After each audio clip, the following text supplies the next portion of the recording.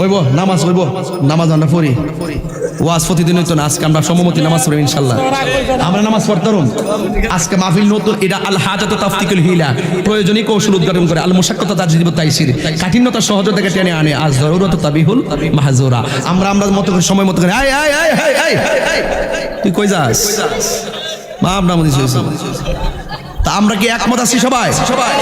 তো যে আব্দুর রাজ্জাক বিন ইউসুফ, সে হইল লামাযাবির সবচেয়ে বড় হুজুর। ইসরায়েল থেকে বিভিন্ন দেশ থেকে টাকা পয়সা আইনা অতবার মাদ্রাসা করে কেন আমরা সারা জীবন ইনকাম করে প্রতি মাসে লাখের বাড়ি মারি, এরপরে মাদ্রাসা করা সাহস পাই না। যে টাকা খরচ, দুনিয়ার খরচ, সাহস করি না। এরা 20 তালা 30 তালা ওই 10 কাটা 10 একর 30 একর এগুলা টাকা কই থেকে কিনে? নিঃসন্দেহে বাহির থেকে টাকা আসে, কথা বলেন ঠিক না? মাননীয় প্রধানমন্ত্রীকে বলবো, এই সমস্ত লামাযহাবীরা দেশের জন্য হুমকি স্বরূপ।